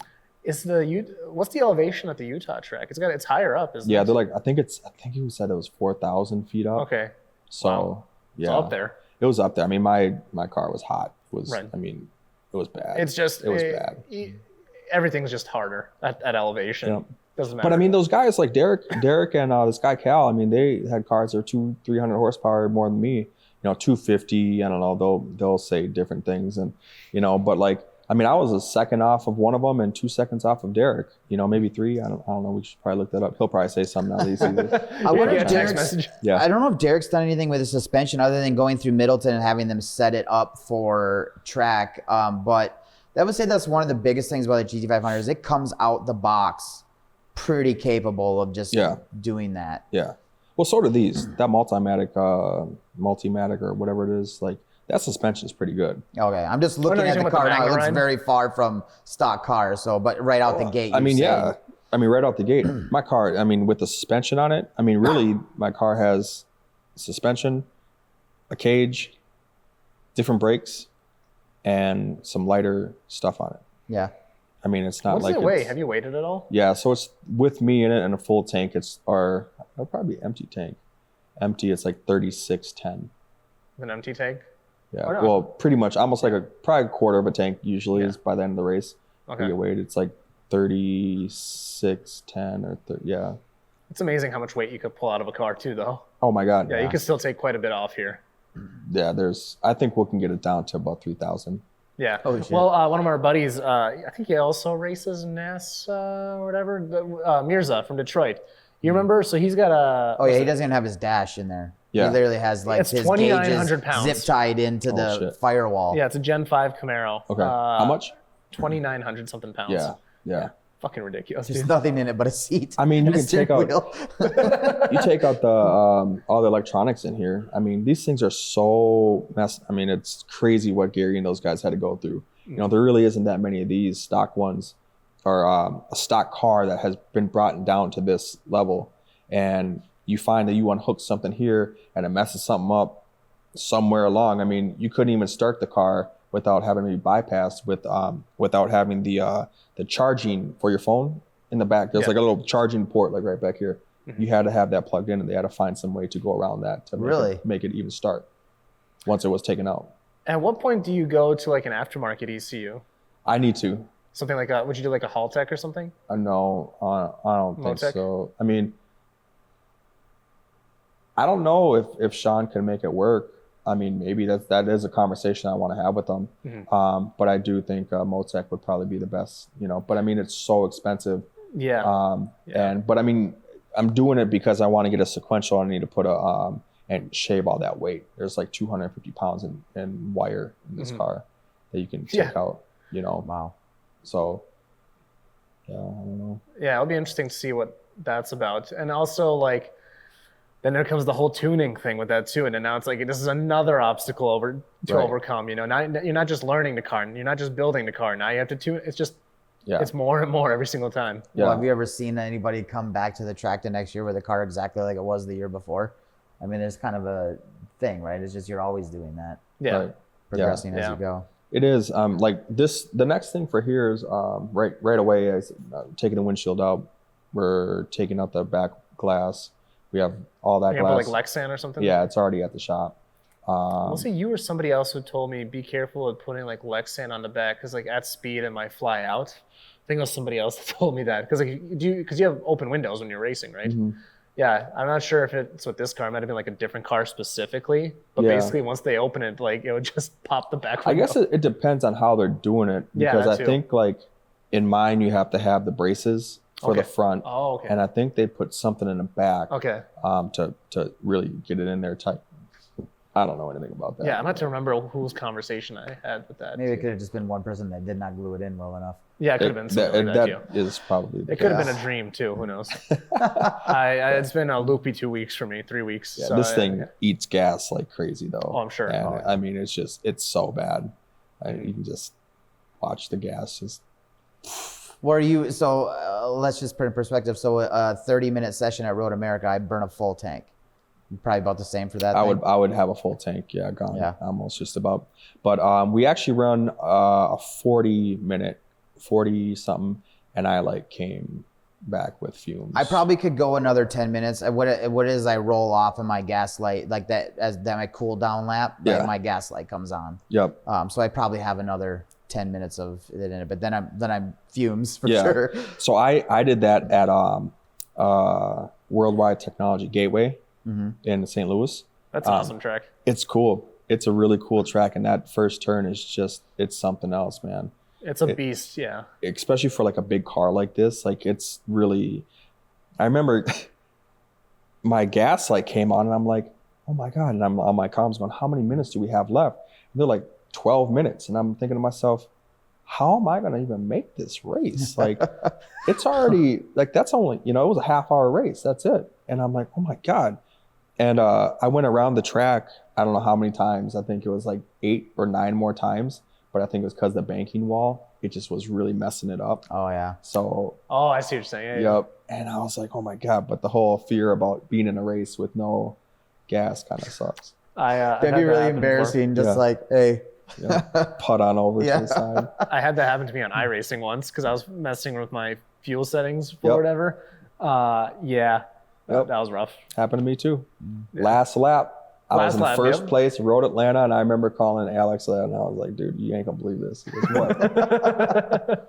It's fun, man. I was about to put up a story. I probably should do it tonight. Just have a bunch of people give me their iRacing accounts. Just have a private race or something like That'd that. be cool. It's just, I don't know what it is, man. Cars just bring people together. They do. Whether it's gaming or real life or the combination of the two in this case, it just seems like everybody's just down to have a good time. Absolutely. Except for me, I'm here to destroy. Did you see it? You see his face? Yeah, he was serious. He is though. Yeah. He really is. Like Yeah. deep down, No, he's I like, like having fun as long as I'm he's winning. like, Nick, you're a good guy, but I fucking hate you. I can't get it. It's just fun, man. Like I don't know what it is, like, because you're able to talk too, right? Like, it's kind of like I'm able to lock in, but we can have like a chill conversation talking shit. Like, you can never do that in real life.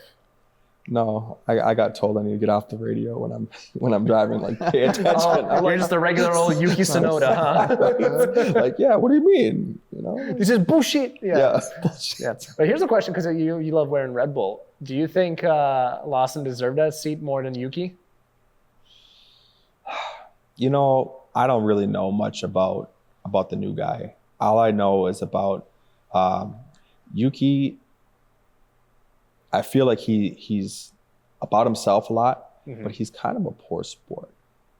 A poor what? Sport. Mm-hmm. I think he's kind of a poor sport. And the reason is because when you watch some of the things that he says and how he carries himself, like while he's there, he's very just by himself, but then he like lashes out. Like you can't really lash out when you have 2,000 people who are working, That's a good point.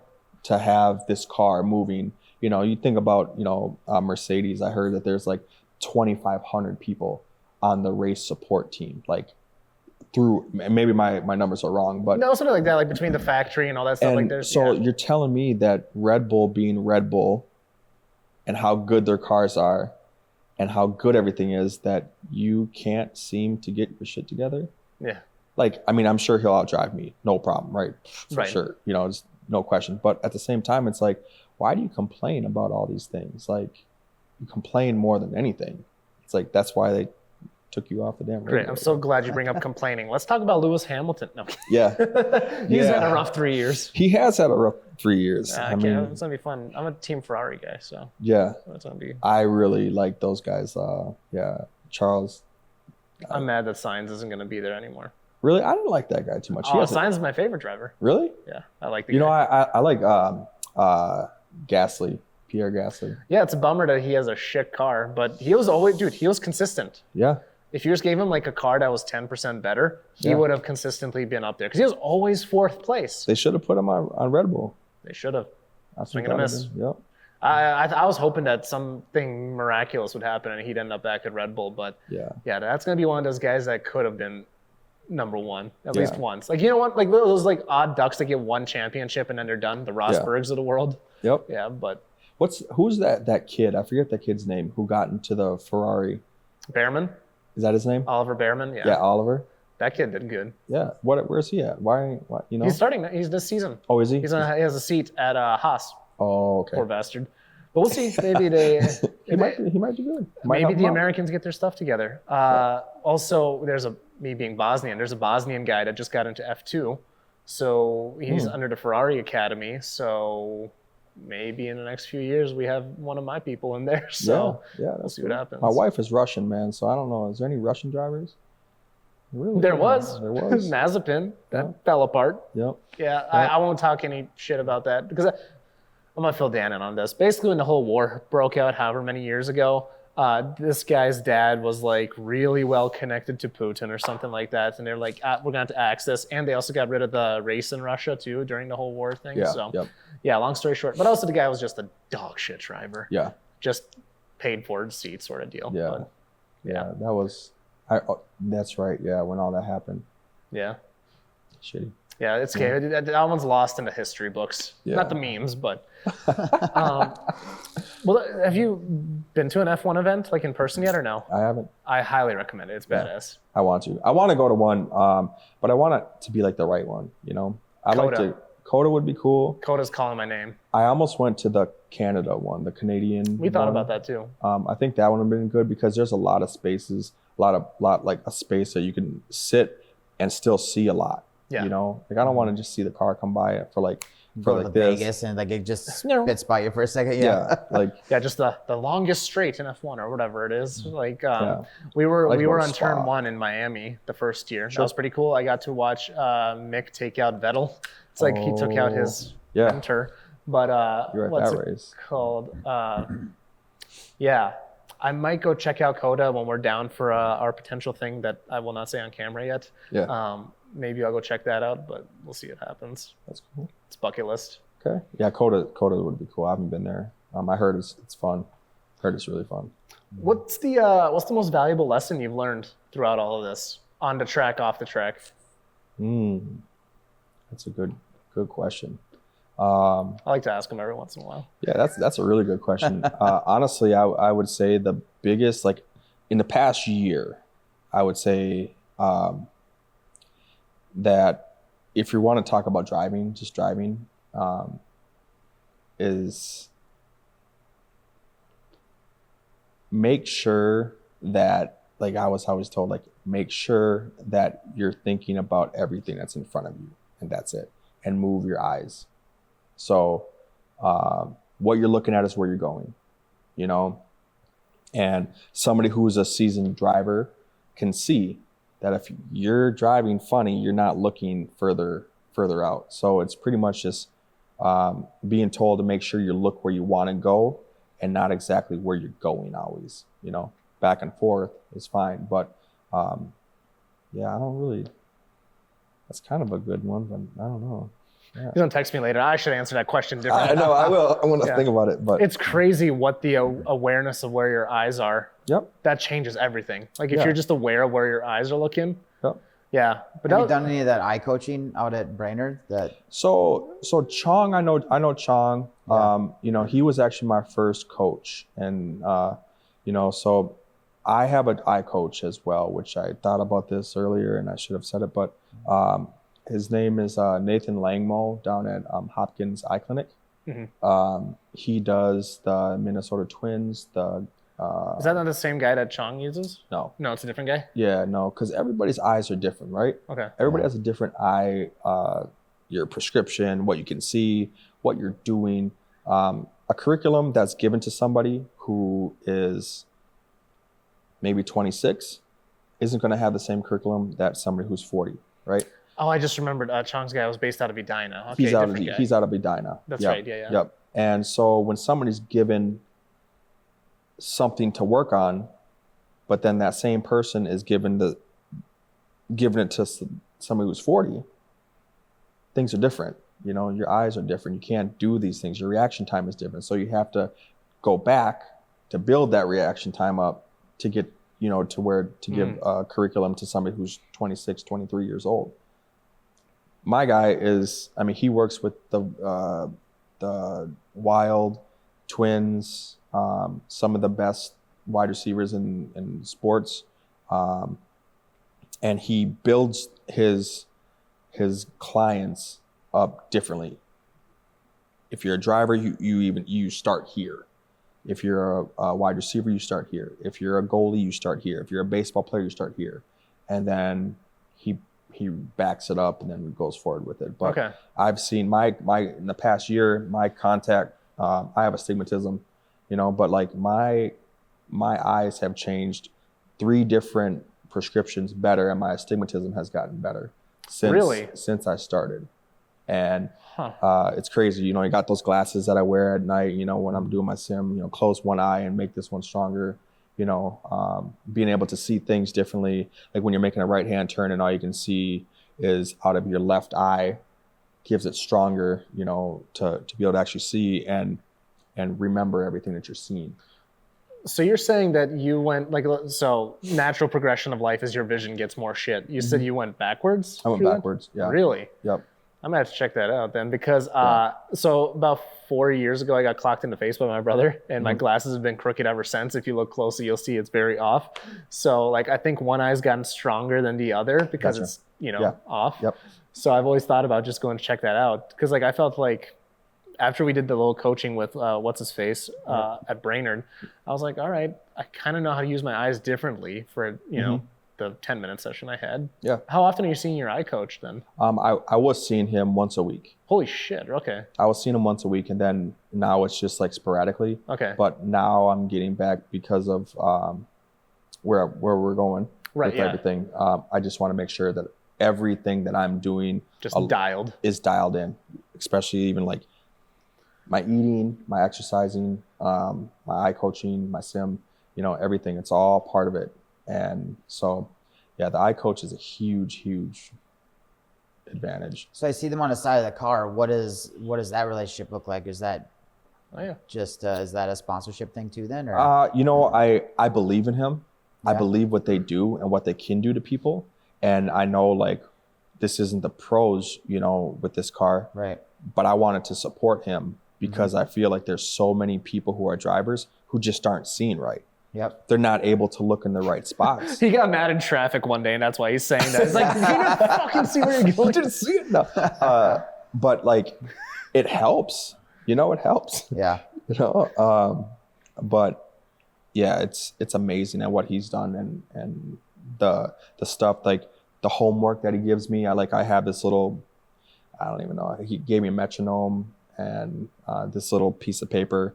It has a whole bunch of letters on it. Yeah, yep. And you have go to, like, back switch between them. and you go back and forth, because like he was saying some sort of statistic that like a huge number of people, you put your arms out this way and you're looking straight and you turn your eyes to one way or the other, you see a blur, and when you're a race car driver, you're looking at a baseball coming at you 100 miles an hour, you can't move, you got to focus on it, right?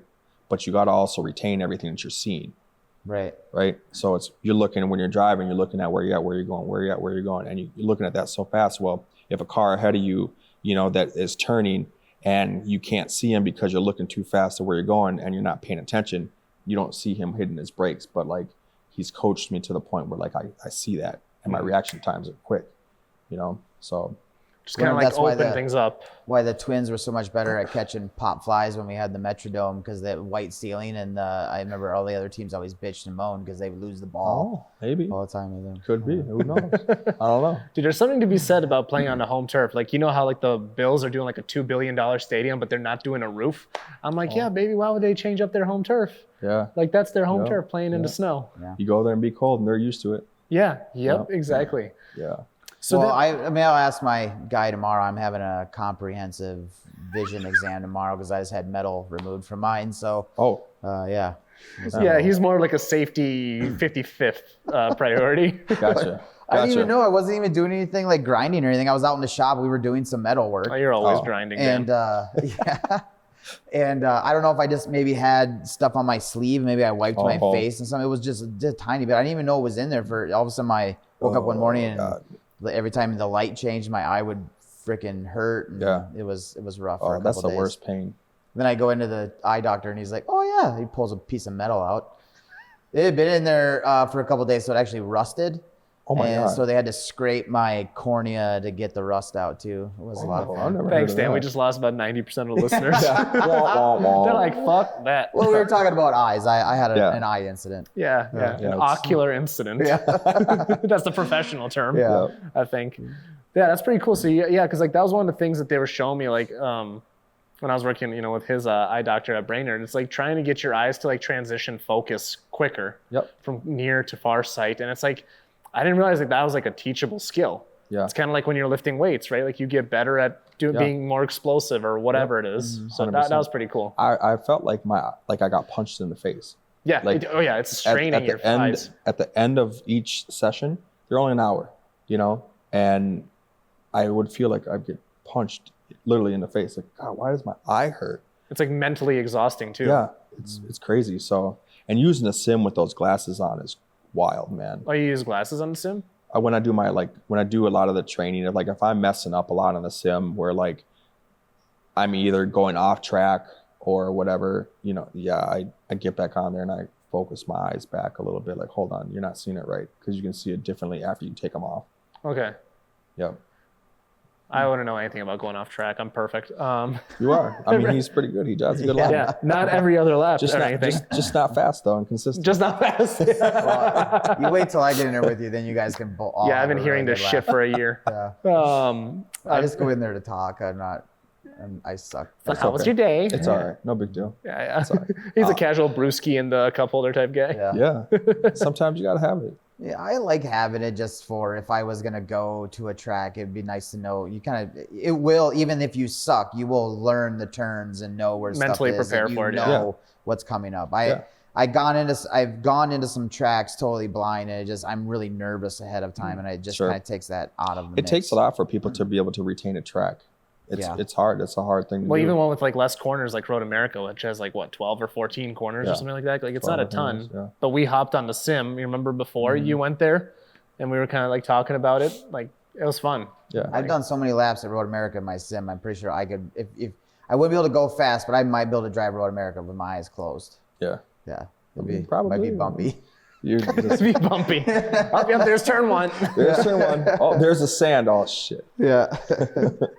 Just beach it. Yeah. But no, man, it's really been fun to watch you on this journey, man. Like Thank you. there's a certain intensity you bring to the table that is kind of needed, right? Like you can kind of see it again when you look through all our guests, right? They're at various stages of their lives, and you could see who's really brought the intensity over the years and what they do, and there's a reason why they're at where they're at. Yeah. So it's Yeah. been fun to Thank you. watch. Appreciate that. Yeah. Yeah, that's cool. So then, once we pack up here, I'm guessing you're just gonna go hit the sim again, practice some more Sebring. Yeah. Yeah. I'll be on the sim for Yeah. sure tonight. Yep. I have to. Yeah. Well, on that note, Dan, do you want to pop the usual three? Yeah. So at the end of every episode, we like to ask our guests to pick 3 cars. We need a track car, a daily driver, and a show car. You have an unlimited budget. You can take it to Patience, have them cut one car in half, weld it to another one, whatever you want to do. Your lack of enthusiasm. We're gonna have to reredo that. No. Yeah. You just just look like like it was you're very efficient. I got it. It was done. efficient, but you're like, you look like you're really thinking about it. You Right. want to. So a track car, the Well, I'm just ultimate like, this track guy car. has been grabbing the cars that he wants and going and racing them. So this will be an interesting one here. I would probably say the one track car for sure that I need if there's no money limits is the RSR, the Porsche RSR, for sure.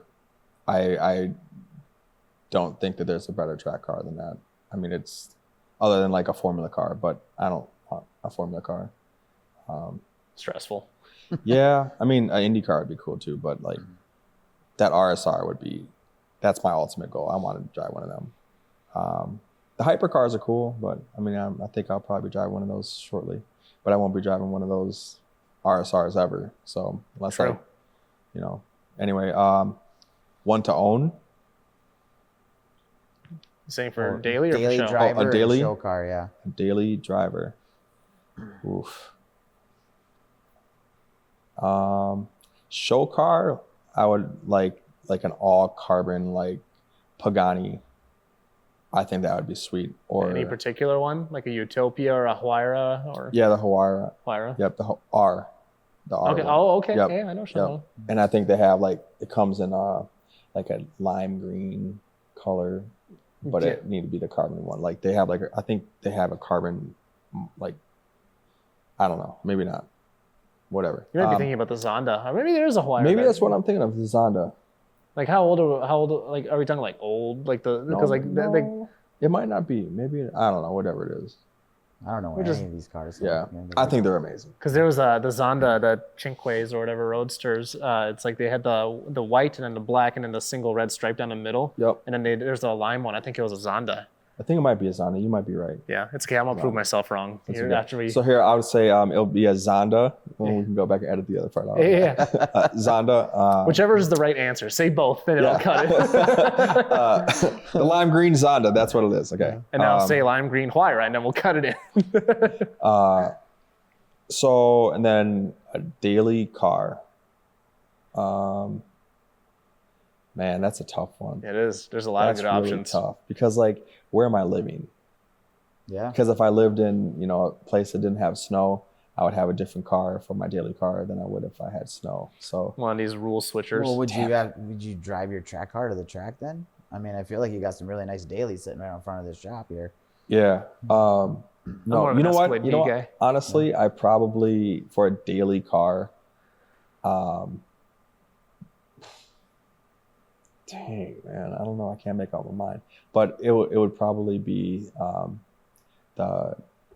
this kind of a supercar too, though. I really am getting into those Ferrari SP3 Daytonas. If I could drive that every day, There's some winners on that sumbitch. Yeah, man. They do that in Europe. I don't like. I mean, I've seen a couple of them here, and I don't really like the colors that were there and the wheels options on them. But Yeah. man, that car is amazing. Holy crap! So you would daily that one. I would daily the shit out of that if I could. That'd be cool. Just everywhere you go. Fair enough. Yeah. Yeah. All right, so let me ask you this one here. I'm gonna try this one out. My dad suggested this one, and you're gonna be my guinea pig on this one, since that you have 2 track cars. If you could only drive one car for the rest of your life, what would it be? One car. You get one. Now you get one choice, and not only that, but now this is what you have to drive until the day you're done. Oh man. Jesus Christ, and we have a limited time on this show. Holy crap. You can cut this out if you don't want. No, I'm on. No, that's a good one though. It's just gonna take a half hour to figure out. Yeah. It would probably just be one of the Porsche, the 911 GT3s Yeah. or GT3 RSs or something. You'd have to have something like that. Something that could be street and track at the Yeah. same time, so you get that itch. Yeah. Yep. Yeah, it would have to be that probably GT3 RS. And it comes or with a GT2. warranty. Yeah. Yeah. GT3 That's RS. actually a pretty good answer. GT3 RS. Yeah. Sweet. Well, on that note, where can people find you? I know you have your racing page. Yeah, racing page, Nick Plocienik Racing. That's on Instagram, and then just Nick Plocienik. Yeah. Yeah. Anybody else you want to shout out or anything as we close up here? I mean, yeah, I guess. I mean, shout out to all the sponsors. Everybody. Patience Metal Fab. Those guys are great. 311 RS, Ryan over there. Carl at Twin City Performance. Dr. Langmo at Hopkins Eye Clinic. My company, Redline Contracting. If you guys get a hailstorm, please give me a call. And then I'll reach out to or like to shout out Air Power Racing too. Those guys are amazing. So NASA and yeah, don't really know who else. Yeah. Dan? You can find us at Gun It Garage with 2 N's. Really hoping for some snowmobile content. Me too. We'll see. I need some snow. I might go to the UP here at the end of the month, beginning of February, maybe. We should talk to our Detroit guys, see when that get-together is happening as well, but we can talk about that off camera. Well, that's happening after we're there. That's what he's going to. Oh, is that what it is? Yeah. So if we're back Saturday, we can make it happen. Anyways, off camera. It's actually in Utah. It's not in Minnesota like I thought. Oh, well, we'll figure something out. Yeah. I'm just inserting myself into problem solving. As for me, guys, you guys made it this far into the episode. You know where you're at. Be sure to check out the More Bigger shirts if they're still around. They should be by the time this episode drops. Thank you for coming on, Nick. Yeah, thanks for having me. Thanks for existing, and we'll see you all next time.